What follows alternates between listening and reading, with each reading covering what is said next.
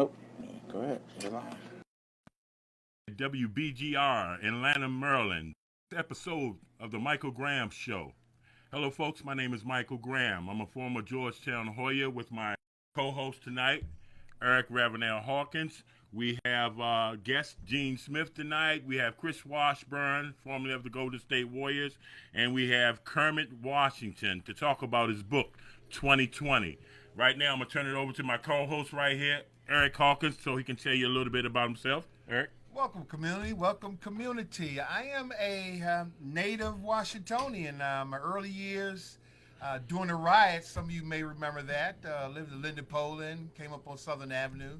Eventually, we moved out to PG County, Maryland. So I'm a product of the PG County, Maryland school system, as far as sports go. Now, my claim to fame, I have to give credit to my mother, rest in heaven.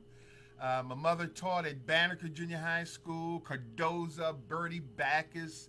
She had one of the best girls basketball team in the city for years, who put out local products like Pat Mason, who played at Kansas. Some of you may know that name, Diane Buck Bushrod. But mom's kept us in the sports, National Junior Tennis League. Again, my claim to fame is part of PG, Prince George's County. With guys, some of you all might know the names like Booty Neal or Space, or you talk about Gwen Park, Mark Clark, and Sonny Boy Proctor, names like that. But I'm glad to be a part of the show. Mike's got me here. I have a nonprofit. I love that. The thing is, kids. He likes to gear stuff towards the kids, so we want to give back. That's really important. It's very important. Now, I have a nonprofit. Me and the wife, we take we feed the homeless, veterans and families. My mentor, of course, Mrs. Carissa Williams of Building Hope, and Earl Williams, kind of my inspiration. We do a lot of stuff with the kids, so I'm glad Mike's got me here. We can not only talk about sports, but community activity and the kids. And that's first, yeah, and that's first and foremost. You know, sports is a big part of our life here in the world. You know, so sports, you know, it builds bridges. And right now, what we're trying to do with sports, we're trying to build bridges in our communities to save our youth. That's right. Very important. That's why I'm doing this, and you know, I hope that I can be able to give information and to help someone or someone's kid by doing this show. I appreciate you people here with me tonight, because I know the Redskins playing, because indeed. I'm ready to watch them too. So hail to the Redskins. Just bear with us. We waiting on our first guest, Gene Smith, former Georgetown Hoya. He was my captain when I was on that 1984 team, and we're going to talk about you know, Georgetown and what to expect this year. We're going to talk about the NCAA investigation for these coaches paying some of these kids off, which they've been doing this for like years. A long time, for years, forever, exactly. Why is it new? It's nothing new right now. They just being caught right now because right now it's being too loose. You got the AAU, you got you just got a lot of people putting their hands in the pot trying to cook the meal, and there's too many hands in the pot. Exactly. So yeah. Let me just give an example. Mm-hmm. These colleges that are getting all these endorsements, like the University of Michigan, mm-hmm. they're getting $169 million over 15 years, mm-hmm. and this is from Nike. So when you talk about the AAU and these kids getting paid, it goes way back to these kids. Some of them in junior high school, mm-hmm. they start. Mm-hmm. You know? Yeah. Yeah, and that's sort of big bother. You know, you have these parents that don't really know the game. I mean, when I was coming up, you know, yeah, you still had these people wanting to pay you, wanting to slip you a few dollars under the table, this, that, and the other. But, you know, we didn't have all the trainers and the managers, right. and, you know, and all this nonsense. Right. Nike camp, Adidas camp, it's a circus Converse now. camp. It's a circus. Right, exactly. So it's generating billions of dollars, just as an example. Once these schools get to the mm-hmm. Final Four, mm-hmm. the Final Four generates $20 billion. Yeah. $20 billion. That's a lot of money. So, you know, I'm saying, well, you know, why not pay the student athlete, or just yeah, you don't have to pay them like the NBA does, Right. but give them a little something to live Give 'em off of, something. because I remember times where I had to eat oodles and noodles, or I had to go over to Right. somebody else to get a meal, Right. and being on that scholarship sometimes don't help. Right, you're making You know. X amount of dollars for the school. I think you should put it in a fund. Mm-hmm. If you go to school for basketball, touch it, but let them use a certain amount to get around to, for things. Right. And then once you graduate, or if you leave the school, then you get the money. Right. That right. way they get compensated for something. Yes, indeed. Well, I figure they're getting compensated, by the scholarship, You get by education. the education, which is all well and good, but that alone is sometimes you still have to struggle. You do have to struggle. It's still a big struggle, as far as food, as far as, you might want to go out a night or two for entertainment or something like Right. that. So it's still a struggle. They need to change the rules. They do. And I don't want to make light of it. Of course, you're there to get the education. Of course. But we have these kids generating all this money for these universities. Something has to give. Something has to give. Well, we're going to find out after this investigation. They Yeah. say that they're not finished. So, Yeah, Patino's caught up in it, huh? yeah, that was the first person he got, but he's not the only one. Right. It's some saying now they're talking about the guy who used to coach George Mason, who's in Miami now. Right. They're investigating him. Right. So it's I'm quite sure it's a lot more because it's a lot of them. I got Chuck Pearson, the rifleman, got caught up in all that. Yeah, and that don't look good on the university. That don't look good for him. Right. If you're gonna coach a kid, coach him. If you're gonna show a kid how to be able to get through hard times, or Right. to be able to live life, without cheating, because that's what it is basically. Right, exactly. You know. What kills me is these critics, people like, to quote Dick Vitale. Now, Dick Vitale, he's known what's going on for years. Right. But, the diaper dandies, awesome babies, a dipsy doer. So, to quote Dick Vitale, Dick Vitale quoted on Patino, called his assistant rogue assistants. Just comments that how can he make these comments now? We have to know that this stuff has been going on for years. Yeah, I'm quite sure he did. Since Patino, I believe Patino was where, Hawaii? Mm-hmm. It's followed him from Hawaii. They move out the program. Scandal comes up. He moves out the program. He's been in Kentucky. He's been to Providence. He's been And he has to everywhere. leave the program. But let me ask you this.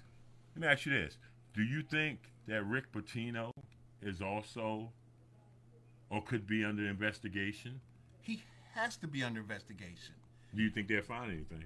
I don't. I think he has enough juice where his name will keep him separate. I think you can always say, they have big money lawyers at those schools. I think you can always say, well, it was an assistant. Dick Vitale also came down on Larry Brown and said Larry Brown shouldn't be coaching from some similar incident. But I've noticed they all keep their distance from that. So I don't think he'll go down for it. And what's the most that's going to happen? He can't coach for a year. He'll go to ESPN, maybe become an analyst. Maybe, That's what's going to happen. Yeah. Most likely. But, Yeah. and speaking of Larry Brown, one of the greatest minds in basketball. Truly. But, watching his teams through the years, here's a guy that could have a winning season and he'll walk right out the door on the team. Walk out the door. And I always would wonder why. He could be under investigation too. Just think why. Why do you walk away? Right. He's won on every level. Right. And that's the scary thing when you can coach and win on every level. Right. And then when you don't want to be bothered with a team, I know that's your prerogative, and if you choose not to, deal with the team, but just what about the kids you recruited? They're there Exactly. because you're there. Because you're there. Right. So you brought these kids there, and now you're going to leave them. Then you leave them hanging. It's sort of like a Pete Carroll type of thing over at USC. He saw it coming. Right. He knew it was happening. Right, What did he do? Ping! Yeah. He jetted to the NFL. Yeah. And sure enough, it followed him. But he's clear of it. So, he's clear of it. But, Okay. Well, yeah. that'll be something. Right now, we're on our first guest caller, Gene Smith. He should be calling in a few minutes. We're going to talk about Hoyas basketball. Mm-hmm. Their upcoming season. I can't wait.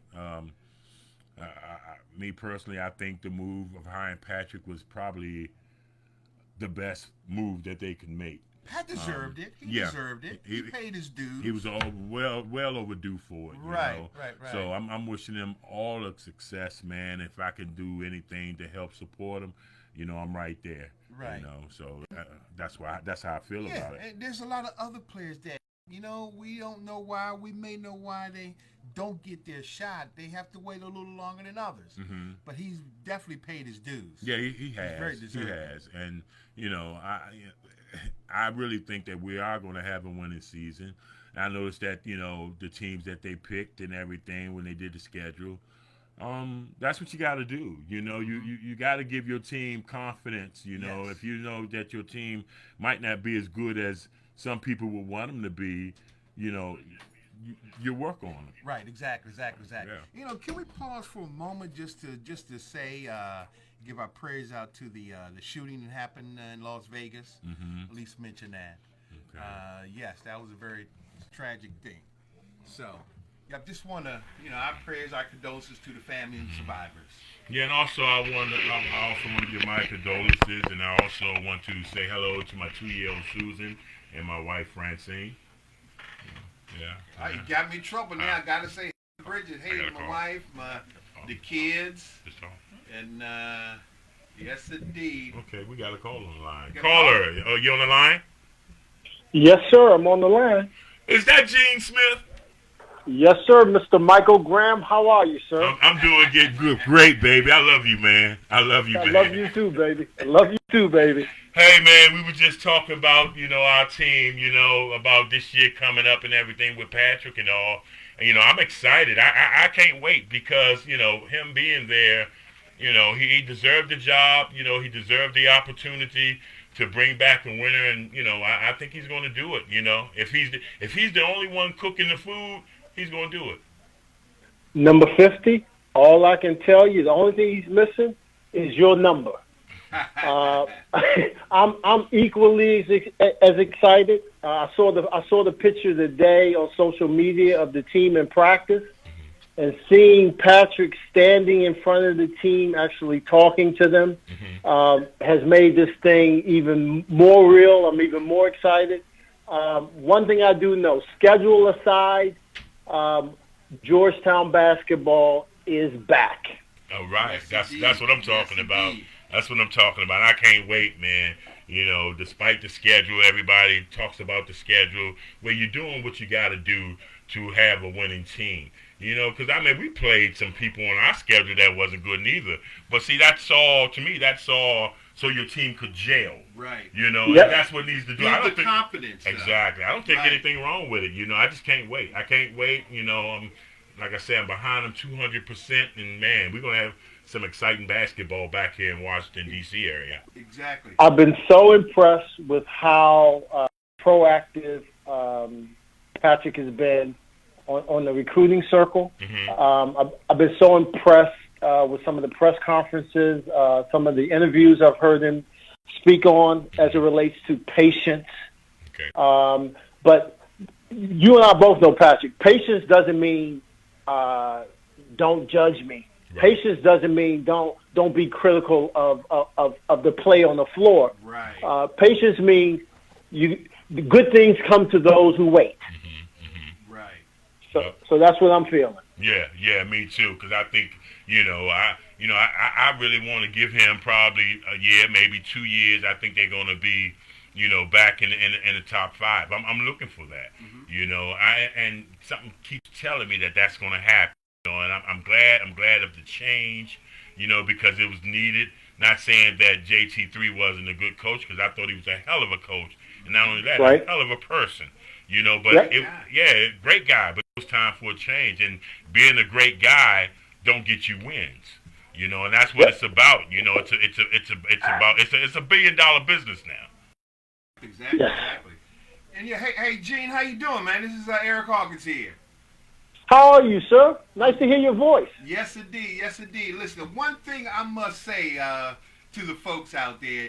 Guys like you and Mike are real modest. I love that about you guys. You as well, Gene. Now, I hope Pat can get a player that can concentrate on defense. Because let me tell you, my years coming up, seeing a lot of little kids, they didn't know your name, but I said, I wish you guys could play defense like Gene Smith. Once you learn and once you understand that if they don't score, they can't win. Because face it, Gene, you were a big part of all of that. Yes. You know, without your defense, you know, and the X factor, the muscle here, you guys wouldn't have got a lot of those games. You know that. Mike touched on something earlier when we were talking about strength of schedule, and what he hit on was the chemistry part, the gelling part. So we had a crew where I think everyone by time we hit the Big East tournament, everyone knew what their role was. They knew their job. Yeah, that's true. That's true. Going to come to a game and see me jacking up threes. You know, you weren't going to come to a game and see, you know, Big Mike catch the ball at the top at the free throw line and 5 dribbles and then shoot. Although I will never forget the jump shot that Mike hit against Kentucky. Oh, was it Kentucky or Houston, Mike? You hit that 15-footer. Hey, Gene, I think it was Kentucky. I was really shocked on that one myself. You know, I was like, wow. For a guy who can't throw a rock in the ocean. But the thing is, when that adrenaline gets pumping, there's no telling what you could do. Yeah, exactly. But the point I was trying to make, I know when I'm out watching kids play, if I see anything close to a Michael Graham or Gene Smith, that phone's gonna ring at 37th and O Street. That phone's gonna ring. So I think to your point, those diamond in the rough, they do exist. We just have to be more collective and more dialed in and find them. Yeah, and I agree. And not only that, I always thought that former players should be involved. You know, not just a few selected, but everybody that wants to participate should be involved. You know, because, I mean, we bled and sweat and everything else for that program, too. You know, because, I mean, when seeing us lose last season and the season before, man, I would get physically sick. I would get physically sick. Or my wife would leave the house. You know, and I can't have that happen no more. You know, seeing us lose like we lose, you know. I mean, that's very hurtful. But to me, it was a period of time that maybe something this had to be. It was our time. Well, I mean, I look at the success, obviously in the 80s, but definitely in the 90s. We were always, for the size of the school, we were a basketball powerhouse. Exactly. And dare I say it, but we were a basketball powerhouse. Exactly. So in terms of taking our eye off the ball, taking our eye off the prize, I think the local recruiting needs to be back in the mix. Yes. And that's something I'm sure whenever you've had a chance to talk to Patrick, you'll mention that. Whenever I have a chance to talk to Patrick, I'll mention that. But players being involved should be a natural course of action. I mean, that's something that should never be absent. I just know, like you, Michael, I am fired up. I'm going to try to make sure I'm at that first game. I'm even going to try to make Midnight Madness if I can. So I just think from a support standpoint, it should be all hands on deck. And now that you have this show, Michael, I hope you call out every former player and ask, which game are you going to this year? Right. Okay. Because we all should be attending, especially if you're local. Right, especially exactly. If you're local. Especially if you're local. You're local, exactly. Yeah, but there shouldn't be no reason why you don't come to a game. And if your expectations are not through the roof, then I'm going to check your pulse. Because they should be through the roof, but again, there should be that patience element that you have, but that doesn't mean we don't expect to win. We don't expect to play well. Right. And I expect Patrick to be tough. I expect him to be the only comment I made to Patrick as it relates to him being head coach is I said, Patrick, if you can coach the way you played as a freshman, like with that same type of energy, with that same type of exploration, with that same type of not being. He didn't play as a freshman, Right. and I hope he doesn't coach as if this is his first year. Right. I hope he coaches with all the experience and all that tenacity and all that energy and all that fire that he brought to the Hoyas when he was a freshman. Well, and I'm speaking to another cat who brought that same fire as a freshman. So you understand what I'm talking about, Big Mike. Yeah, and I think he will, because he's been around a ton of great coaches. Mike Jarvis, his high school coach, Coach Thompson, the guy up in New York, what's his name? Van Gundy. Yeah, Van Gundy. Right, so he's been around the basketball scene, and he knows it well. So, like I said, I'm looking for him. This year is going to be a rebuilding year. This year, he's going to try to get the folks in there to put his stamp on the team so that you can know that, it's his team. Right. Yep. But the reality is he needs a dominant. He needs a 5-star. Yes, indeed. He needs a 5-star to start this thing going again. Because when you get a 5-star, then a cat like Michael Graham is like interested. Right. Like, so that recruiting process goes a little bit smoother. And to me, that all it takes is one. Right. Get one kid that's nationally recognized, and I think everything else will fall into place. And I would love for that kid to be an East Coast kid. Yeah, I mean, I would love for that kid to be a Washington D.C. Oh, kid, heck yeah! Because I think they deserve opportunities, and give them a chance. I mean, you just can't figure because they go to school in Southeast that they're going to be trouble. Right. You can't do that. That's unfair to them. Well, so but give this them is a the chance. thing. That's good trouble to me. That's good trouble. Exactly. I grew up on George Avenue and Park Road, right next to the black. You remember that the club, the Black Hole, Mike? Yep. Oh yeah. Yeah. We're from DC. Remember the Black Hole? Yeah. Come on now. Yeah, there's good stuff comes out of there, man. I just think the ground is fertile, and we just need to reignite it. And those relationships in D.C., in terms of D.C. basketball, are still there. Right. And Gene, go ahead, baby. Yeah, hey, Gene, and as you mentioned, in your early years, and that's what we need to try to concentrate on these kids too. In their early years, for example, with you, who was it, Coach Mebane? You got you started with his own How Coach Mebane? Remember Coach Mebane? Right. Yes. And who was it also? Ed Myers, who lobbied for you for the junior high school All-Star game. So that's where we got to start with these young kids. Get them early from around D.C., because there's a lot of good players. And teach them the importance of defense. Or be the X factor like Big Guy. Yeah. When we're early. The original one and done, Mr. Michael Graham. There will never be another one. Never. Thanks, Gene. We're here at WBGR Network in Atlanta, Maryland on the Michael Graham Show. Yes, First episode, we talking to my former captain, my best friend, my brother, Gene Smith. Yes, sir. Yep. In the building, Hoya through and through. We here to represent. We're back on the mat.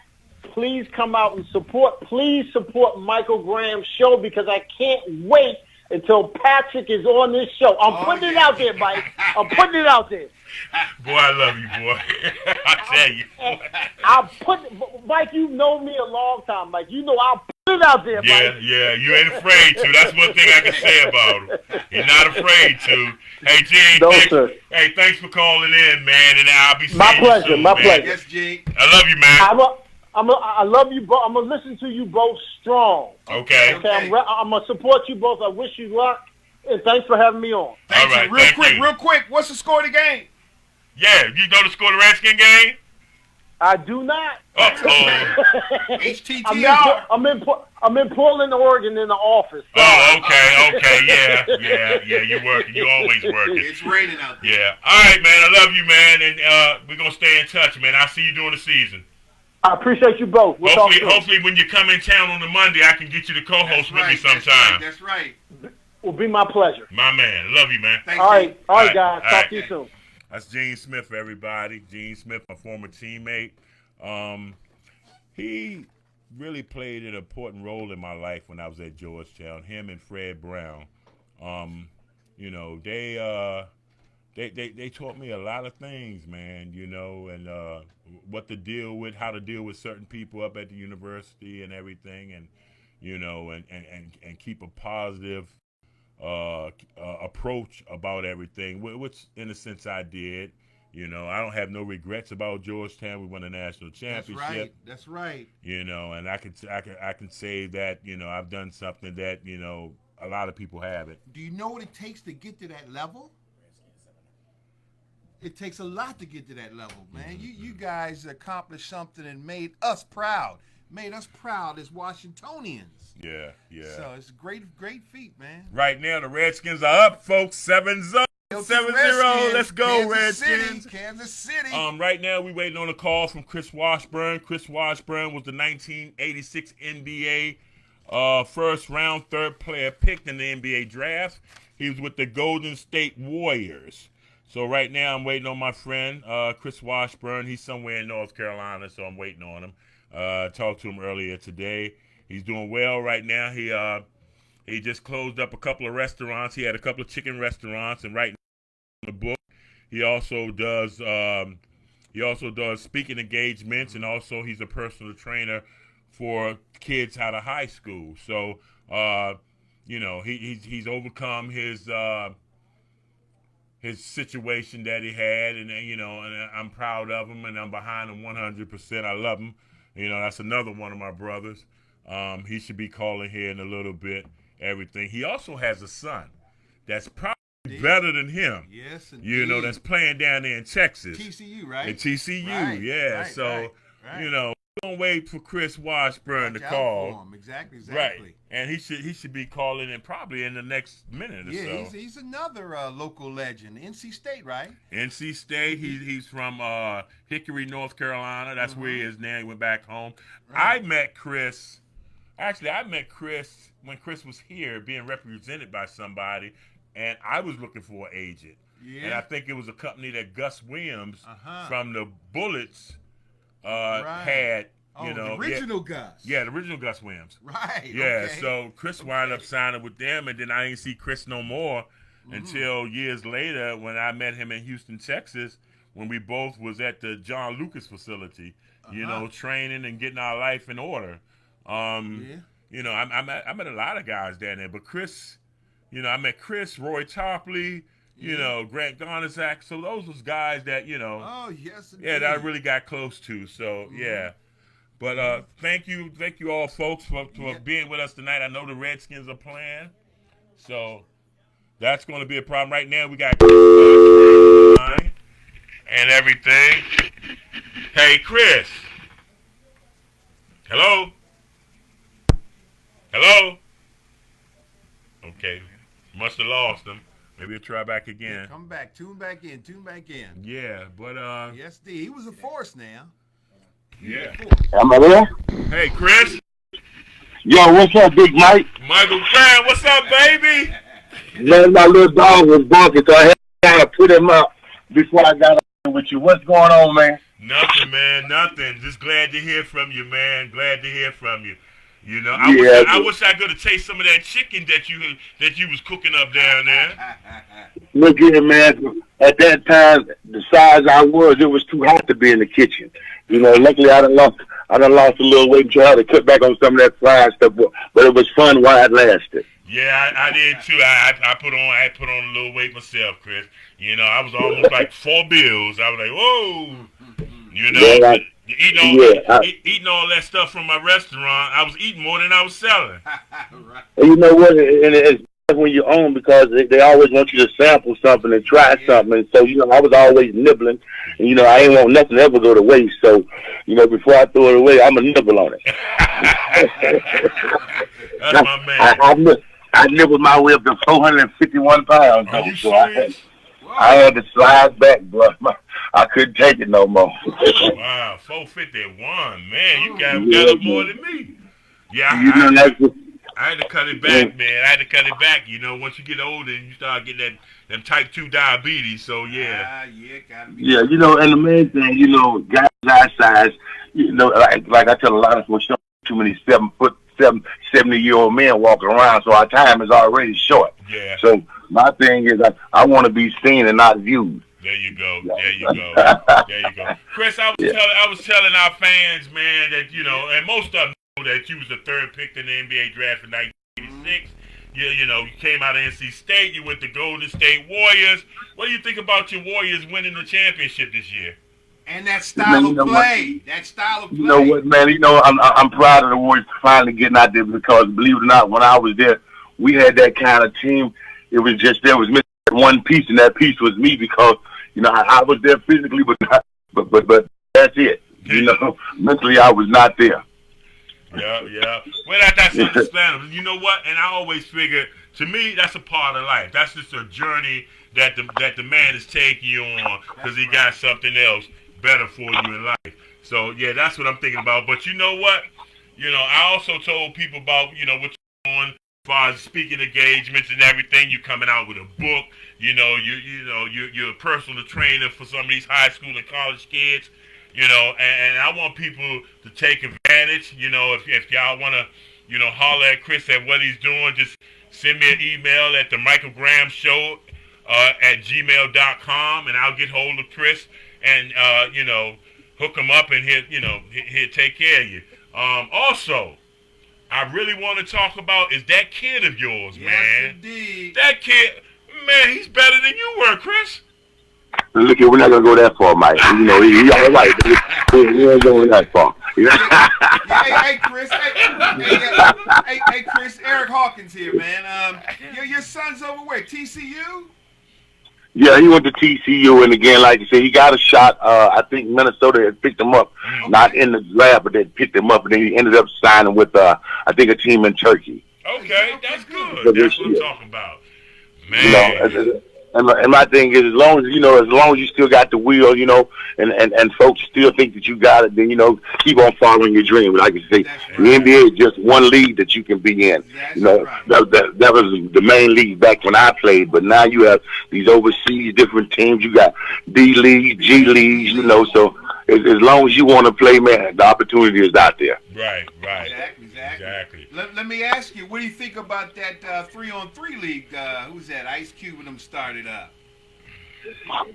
You know what, man? That sound all right, but I ain't hear nothing about it. I have. Look here, man. I got at least 2 quarters left in me. You know what I'm saying? Boy, look here. Somebody better pick me. Boy, look here. I got two nice quarters left in me. Somebody better pick me up. You know, but I'm glad to still see some of these guys, man, still in shape. You know, still out there.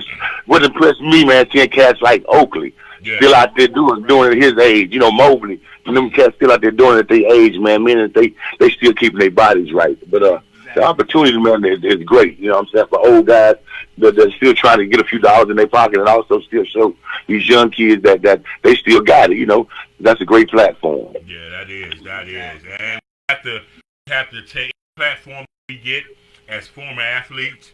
You know, it should be a given because somebody did it for us. Exactly. You know, and that's my personal thing of giving back because somebody did it for me. Somebody helped. You know, it was times on Thanksgiving Day when my mother, we didn't even have turkey, but it was always somebody in that basketball network.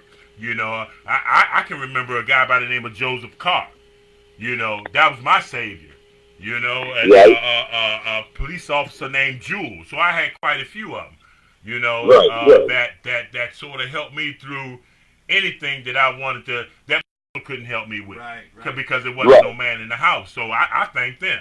You know, I thank them. I think the experience that I went through. No, I might not be an all-star NBA player, but I'm thankful. You know, and it's a reason why I'm not. You know, so and I'm not mad at it because I figure that, you know, it's God's way. So I'm taking that path.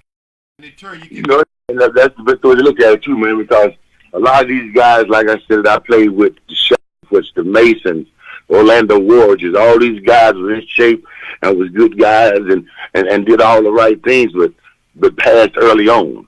You know what I'm saying? And so for me to go through all the stuff I put my body through and all the bad situations I put myself in, you know what I'm saying? There's a reason that I'm still here. You know what I'm saying? And so one thing, I'm still trying to find out that reason, but I don't put myself in those situations no more. There you go. Hey, look, I got another guest call. What I'm gonna do after the show, I'm gonna give you a call. We gotta talk. All right? Not a problem, bro. Thanks for having me on. Hey, man, thank you, man, and I love you, man. And I'm gonna call you when I get out this show so we can take care of what we need to take care of. Look at man, you was tough back in the day. Don't make me come to Maryland, D.C. and find you, bro. You mess around with that closet, and I'll be standing right there. I like getting in your closet and waiting on you. I'm not gonna do that. And if I bring you to D.C., when I bring you to D.C., we're gonna do some camps and stuff. I'm ready, man. I like to do that kind of stuff, and also come out there and talk to some of those schools if they need a speaker to come out and tell those kids about both sides of the fence. Again, go through Mike. He has my information, and we can work it out. All right, Chris. Thanks for calling, my man. Chris. Take care, bro. Take care. All right. Thanks for having me on. All right. Chris Washburn, you all. I'd like to thank him for calling in. You know, that's another one of my friends right now.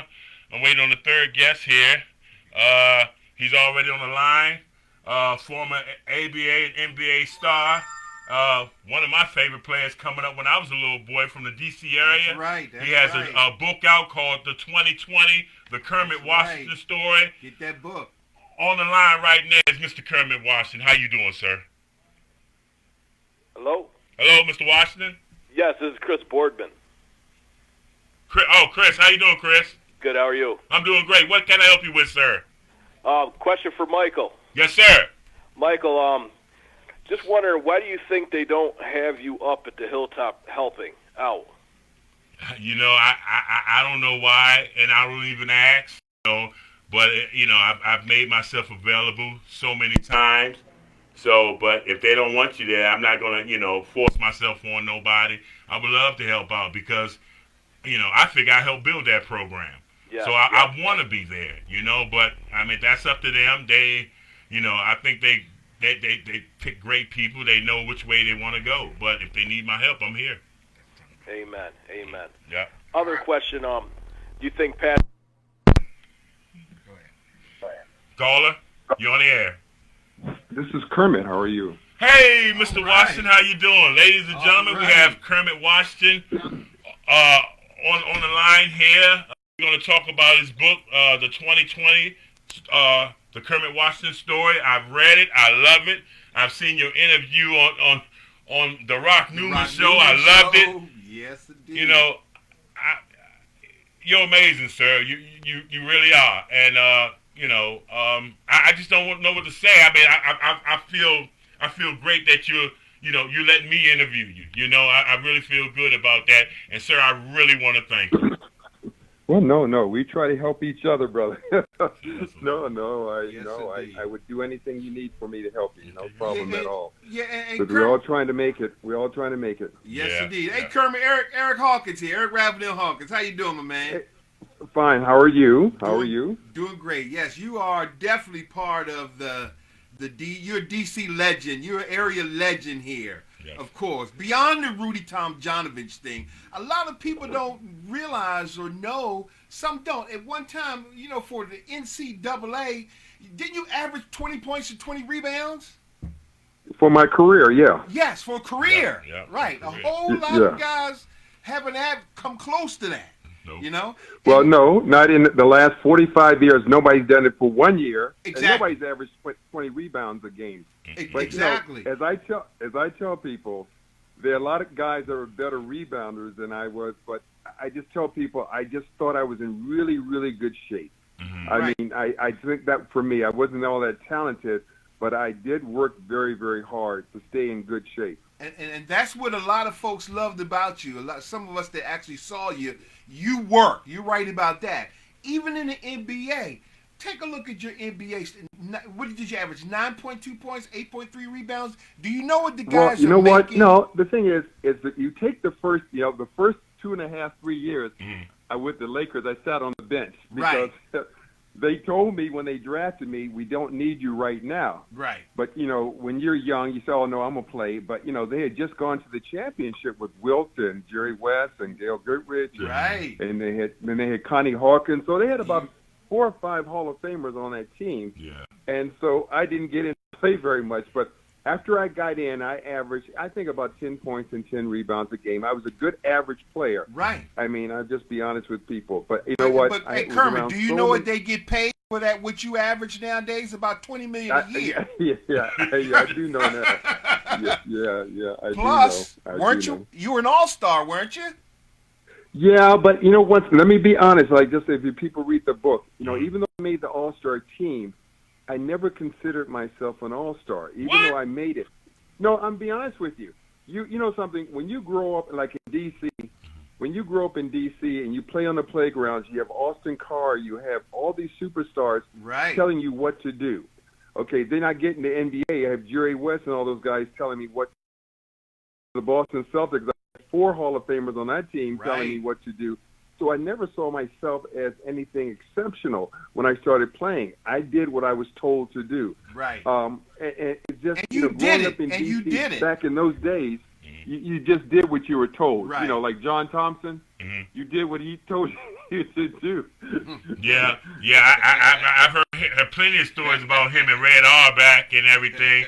And I noticed a story that you was telling Rock the other day about you taking a young lady home and come to find out she was the daughter of Red Auerbach. Yeah, she went to school. Yeah, she went to school with me at American University, and I didn't know that her dad was Red Auerbach. Wow. Because you would never put 2 and 2 together that Red and DC. You would compare him, and you would consider him being living in Boston. Right. And so her name was Auerbach, Randy Auerbach, and I knew that, but until we walked into her house, until I saw all that memorabilia, I said, oh, my God, who is your dad?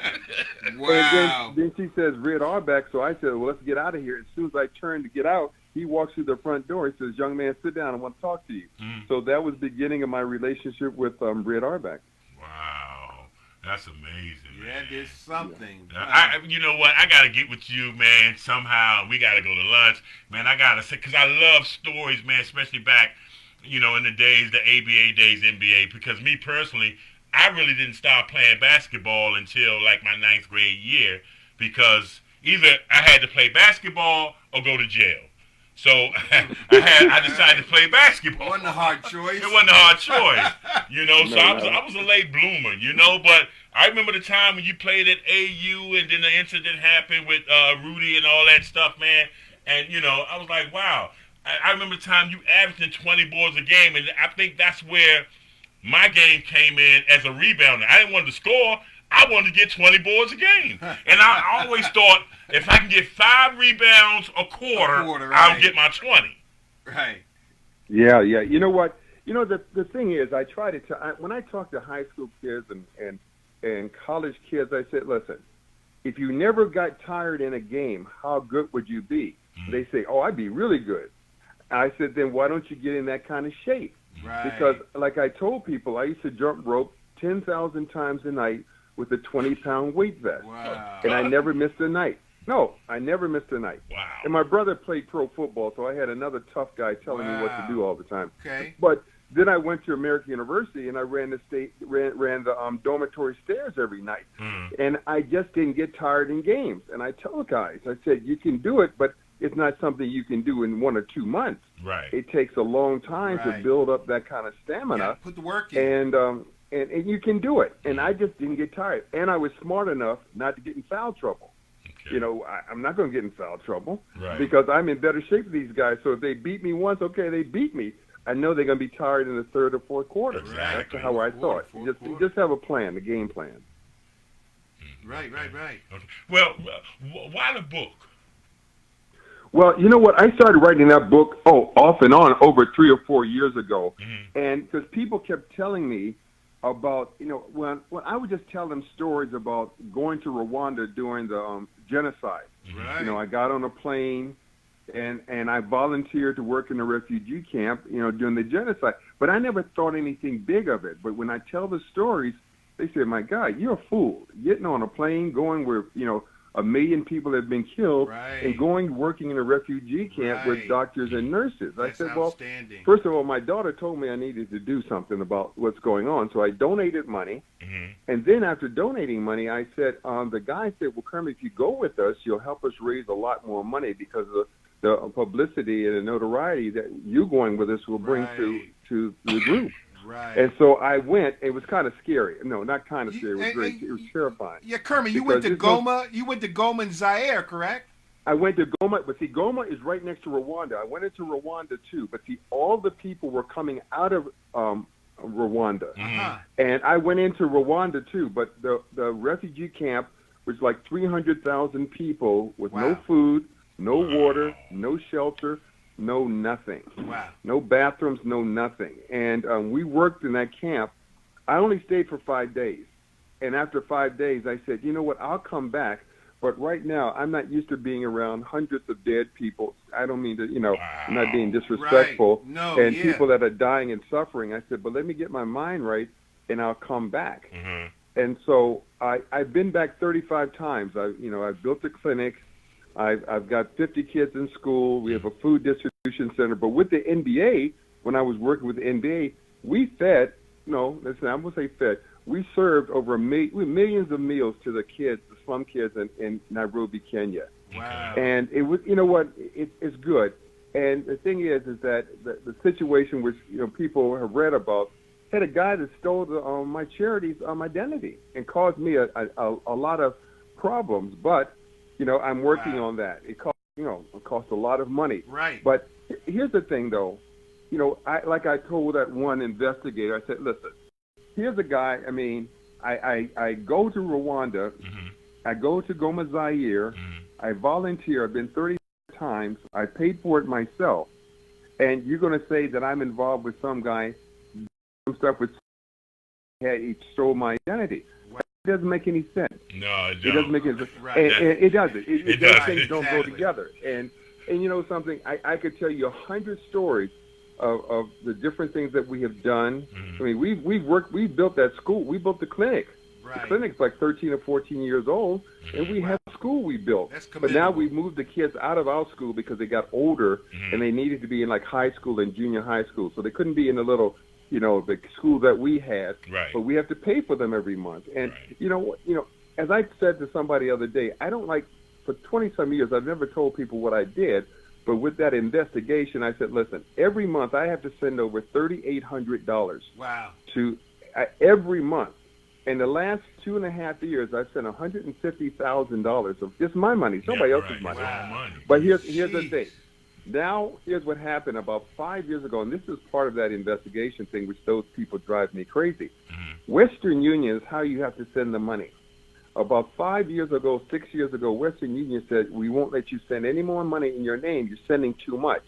And then they always think it's some kind of you're funding terrorism or something. I don't know, in Africa. I had that problem myself Wow. because I have a 21-year-old daughter that lives in Canada, and I was sending her money.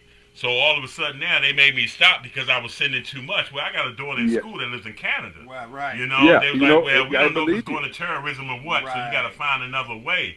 So I'm like, wow. You know what I did? What? I just used my son's name, my daughter's name, my ex-wife's name, my dad's name to send the money. That's what I'm gonna start I just doing, want, too. and so then they looked at the money. Said, we don't see your name on anything. Hey, I got every single receipt. That's all And that it's going to matters. the same people. Right. And my daughter ain't got no money. My son don't have no money. My dad has passed away. So come on. Who you think is sending the money? But you know something? I hate to say this, but you got white people telling black people that we're not helping the black people when we are. There's a lot of it's people just- out there doing a lot of good things helping our people. Yeah. Right. Yeah, and they try to knock us down. I don't mean to be, make it a racial thing, but it is. Right. They don't see us as blacks doing positive things like that, and they don't want to see us do it. Or if we're doing it, they don't want to be publicized. Right. You got a lot of great guys doing a lot of great things out here, but it's not going to be publicized. And here's a problem: we as athletes don't want to tell everybody what we do because we don't do it. We pat it on the back. Right. Exactly. You do it right. because you do it because you think it's right, and that's what you want to do. Right. And so you get punished in a sense because you haven't let people know what's been going on. But you know what? It's because of basketball. You know, the thing is, without basketball, I wouldn't have been able to help anybody overseas, anybody anywhere. Right. So, Exactly. you know, Washington D.C. basketball. I told you, the best time in my life. The playground. I mean, 10 of us that played on the playground in D.C. made the NBA Right. or the ABA. 10 of us. It'll never happen again because AAU is just taking over everything. It Right. sure And has. It sure they don't play has. on the playgrounds or anything like that anymore, like they used to. Yeah, they So don't. that makes you tough. Yeah. Sure Playground has. make you tough, brother. Yeah, it does. Yes, they playing It down makes Berry you tough. Farms or Sligo Banneker. or Banneker, Yep. Kenny Matthews and them. Yeah. Right. Well, here's the thing. What was that place? It was Rose Park. It Yep, was Sherwood. Yeah. Yep. It was Luzon. But the number one place, so you guys are too young, was Rudolph Playground Monday through Thursday. Third in Hamilton. That's where John Thompson would bring all the Georgetown, St. Anthony's kids back then. Ah. You know, it would be hundreds of people down there at the playground, and you have Austin Carr, you have all the stars that we looked up at would Right. come down to that playground. And Monday through Thursday, but listen to this, nobody played basketball on Friday. You couldn't find nobody on Friday. They might be half drunk on Saturday, but they were there morning, Sunday morning, they're ready to play. Right. They are 100 degrees. They're ready to play. Right. And Adrian Dantley, Kenny Carr, all those guys would Oh come. yeah. I mean, AD, it was yeah. it was tough. It was tough. And you know what? And then see, you guys are too young, but McKinley Tech, in my opinion, in 1969, had one of the best high school teams I've ever seen. Really? And they had Tech five a lot of guys. good teams. Oh, that was Who they have Randy on that Milam. team? Yeah. Was that who? Was it Apple? It on was that Tim team? Bassett, I'm not Bogard, sure. Who? Ronnie Hogue, Apple, Apple? and Tatum. Okay. Okay, Yeah, Apple yeah, Milam. Randy right, Milam, right. who they were an unbelievable team. And I was saying on the Rock Newman show, the Christmas tournament was held at Cole Fieldhouse at Maryland. It'd be 10,000 people in there and 5,000 outside who couldn't get in. Wow. Wow. It was high school basketball was huge back then. Right. You know, it didn't have the TV shows and all the other stuff they Right. have now. So people went to watch these guys play, and if you were a good high school player back then, you were as big as the Redskins are now. Right. You were yeah. big. Yeah. Big. Yes, indeed. You're From big. right from this area. And that's the good thing about this area. We have a lot of athletes came right out of DC. Yeah.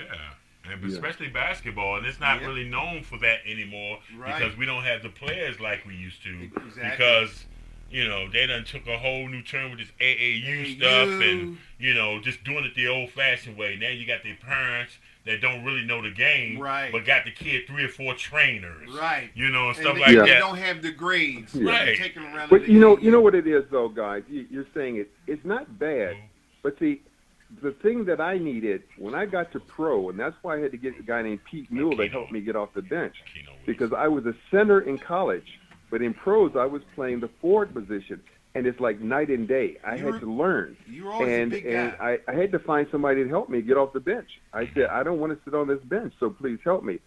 Same thing with these young kids. I tell guys, if you're a point guard, find a guy who played the point guard position to help you. Don't find a big guy. Right. If you're a big guy, don't find a point guard to help you because he's never played that position Right, and find a doesn't big guy. understand it. Coaches don't understand how much beating goes on. You got to be physically fit. Exactly. Because they'll beat the heck out you in the knee. And so it's not just footwork. It's courage. It takes courage Exactly. and fortitude to get down there and battle those guys. It's just not easy. Yeah, real quick, Kermit, didn't you help out Pete Newell's big man's camp there for a while? Well, I'm the first guy to the camp.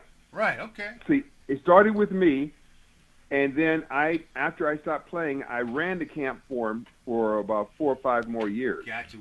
And that's when Shaq was a rookie and Sean Kemp were rookies. And I'm telling you, you have Scottie Pippen, Jerome Kersey, you had the X-Man, you had Dale Ellis. Those are big men. They don't play like that no more nowadays. Well, you don't have post players anymore. You don't. They don't want to You play don't. the post. They want to face the basket. It's a different world. But you know something? Tell me what I'm wrong. When I watch Golden State play, I don't think they need a center. I don't like that Tulia, whatever his name is. When Green gets in there at center, they get up and down the court. They play hard. Right. But Tulia just gets in my way. I mean, I don't see him. They keep saying he's this and that. I don't see much of him. I wish I'd rather see them put in McGee. Yeah, Right, me too. right, Me you're too. right. Yeah, Good and point. Yep. he might mess up, but you know what? He gives the effort, and he that's can what- play. He that's can what jump, matters. Exactly. and he has some athletic ability. Oh my goodness, he does. Yeah, he And so- does. Yes, indeed. Yes, So- indeed. He Without a does. doubt. Without a doubt. Well, Kermit, we're going to wrap it up.